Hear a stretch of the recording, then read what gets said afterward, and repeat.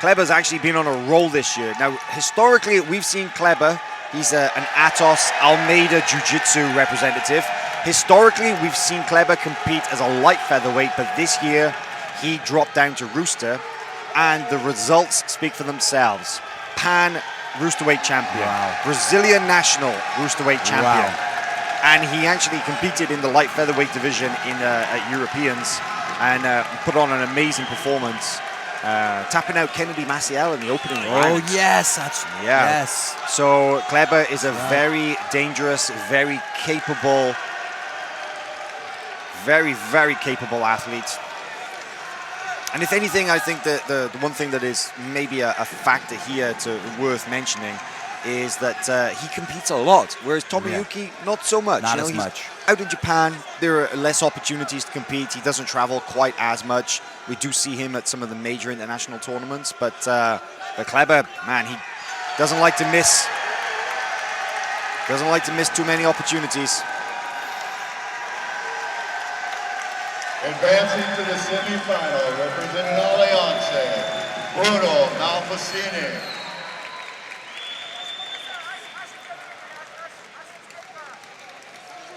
Okay, so I can predict right now the game plan here for Hashimoto is definitely going to be... Oh, I say that. I was going to say that he's going to work from bottom, but that was an amazing interception of the guard pull into this knee slice position right here. And he's got some tricky stuff from this passing scenario. So I'm interested to see how he deals with the passing, because he's got some tricky stuff. Wow, he's almost in a mount there. That 1 foot went from trapped on the one side, trapped on the other. Cleber working a half guard position right here. Switching to the deep half, but Tomoyuki's got the underhook on top. Yeah, now I believe Fernandes has the underhook lapel grip with the left hand. That's going to be... Hashimoto's got to be a little cautious of that. Even with that deep underhook, a powerful guy can bridge, get the hook under and lift and come up to the top. On mat number 1. So we're going to see, yes, him leg work off to the side to try to counter that lapel grip. Quarterfinal match. It's just too strong. Man, that was a great reversal there from Souza, and he's going to get 2 points now for that. Wow, he went from deep water, Sean, and now he's actually in a really strong attacking position. That's quite the turnaround. Yeah, that's veteran. That's a lot of competition experience for you. Hashimoto trying to thread the left foot through. I actually like to push on the hip instead of thread it all the way through. I feel like it's a lot stronger to pry that arm out. But look at the flexibility of Hashimoto. Look at his right leg where it was. Yeah, Hashimoto, we know him primarily as a berimbolo artist, a guard player, a guy with an incredibly intricate leg game from bottom, as most of the Roosterweights are, to be honest. You know, it's not unusual to see it in this division. But... It was refreshing actually to see that aggressive top game passing there briefly, and man, I hope we see some more of that, because he looked to have some success with that. Yeah. Oh, nice comes trying to get to the back there, thread the legs through. Well, this is interesting. Now, I believe one of your old comrades, the highly esteemed John Danaher, has talked about this a lot, about using the upper body attacks to open up the lower body and vice versa. Absolutely. And it seemed that in that case, Tomoyuki was doing, correct me if I'm wrong, but attacking with the upper body and threatening a back take from him. Yep, getting those legs to elevate, to pull away, or to put too much weight in the legs, moving the body forward opens up that big gap underneath the legs. Yes. But actually getting the reversal now, so it's 2-2 on the scoreboard, but there is that early penalty against Hashimoto that really came in the opening 30 seconds of the match. But we talked about it earlier, the top game of Hashimoto, and to be honest, for a guy who's competing in the under 130-pound weight class, that looks like some good pressure. It looks heavy. Yeah, it really does.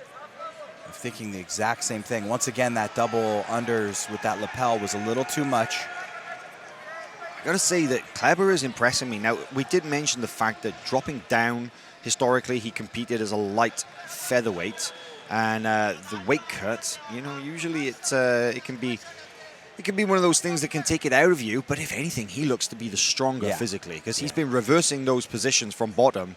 It seems that just in a right in the moment when Tomoyuki's looking to pass, and then Cleber Souza using that physicality to reverse the position. Yeah, looking like he puts him down pretty easily, as you suggested.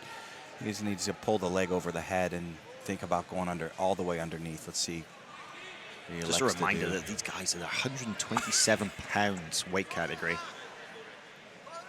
But I can imagine that when they get on top, they probably feel like heavyweights. Yeah.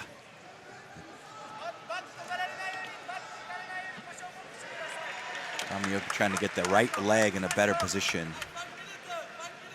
That's getting there now. Now he's got to use that right leg to get the left leg in a better position. So I'm sure he'd like to bring that left knee down to a slightly different situation to come back behind.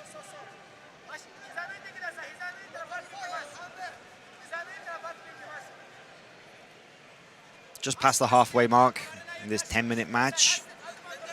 Current scoreboard 4-2 in favor of Cleber Souza in blue. Tomoyuki Hashimoto, though, does have one advantage.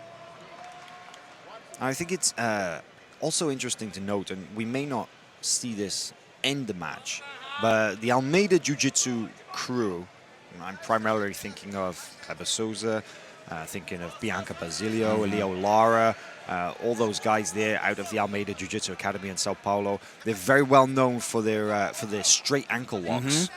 And, you know, we don't see too many straight ankle lock finishes in the Rooster weight division, but we do see them score advantages. Yeah. And I'm just thinking, as we see now the scoreboard evened 4 points apiece, and Cleber Souza immediately put Hashimoto back down again, using that physical strength rather than a traditional jiu-jitsu sweep, let's call it. But now 6 points to 4. But that one advantage to Hashimoto could come into play later in the match.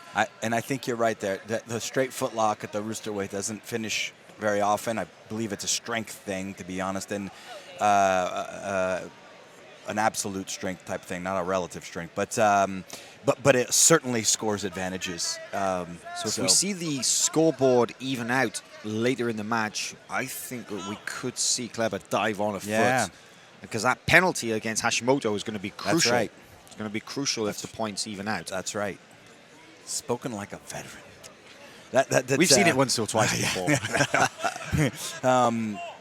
And those are good Hail Mary attacks, or like red zone attacks. Time to score something quick. Dive on a foot if it's dangly. I've got to say, I've been really impressed with Cleber Souza's ability to get on top from those deep positions. Done it easy. Just pick Hashimoto up and kind of dump him back down. Or he's at least made it look easy. He has, but the issue is that Tomoyuki Hashimoto, with those hyper-flexible legs and this obviously comfort in these stress positions, it's going to be a tough prospect for Cleber to get past those legs, right? Yep, and he's got that left hook all the way behind the knee. So if he can somehow elevate, here comes the left knee. Sorry, the right leg behind. He's got to get the back. This is reminiscent of the Matrix back take that a lot of people are talking about lately. That foot in the back of the knee. Yep.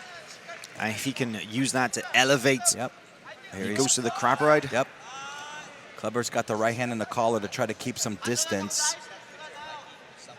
Now, if you were Tomoyuki, would you go for the sweep, knowing that, what happens is every time he gets on top, Cleber reverses, or would you think it would be smarter to just try and go straight to the back? Yeah, I'd go for the sweep. I think we've seen a lot of times that if it's there and it's not taken, it can cost you the match. Well, another advantage there for Hashimoto for that back take attempt, but still, Cleber Souza with this 2-point lead, 6-4, just under a minute and a half remaining. Yep. I believe the saying is 1 in the bush is better than 2 in the hand. And I've seen that many times. Good position for Hashimoto here underneath those legs. Yeah, he's exceptional at getting underneath here with, like you said, that flexibility. Look at his head squeaking out. Squeeze out. Yeah, there he goes. Now onto the back. Standing position, no hooks. Yeah, that floats. Oh, and Cleber shakes him off. an advantage for Hashimoto, but deep water here. Man, it looks like, could he potentially have some kind of baseball bat choke? It's hard to see the grips, but no, okay, it looks out.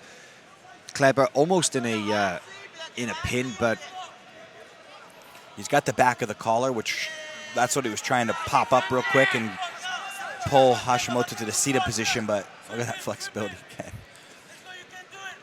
And again, if he doesn't go on the leg here just to off balance, then he's going to do the exact same thing we saw him do. He's going to come around now. It's a 50-50-ish. Well, 15 seconds remaining in this match. They're going to give an advantage to Cleber for that earlier near guard pass. Oh, it wasn't a guard pass attempt, but it was a near pin. But Hashimoto with his late back take attempt here. 2 seconds remaining.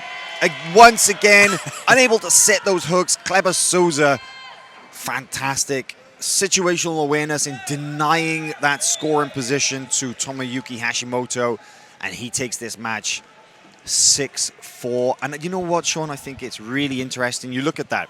5-1 advantages for Tomoyuki Hashimoto to Cleber Souza. So the points, of course, say that, you know, Cleber Souza was able to control the action with those reversals, but the advantages just show how hard Hashimoto was working to try and claw that back. Yeah. Came close 5 times. There we go. Fernandes, representing Atos Jiu-Jitsu. Nice match, though. Hashimoto, a good display of all that technical going under. Nice stuff. So here we see. Talk us through this, Sean. Well, right now we've got a little bit of leg. Hashimoto trying to invert and get that knee free. Now looking like go upside down. We saw him later use that matrixy style near back take there again.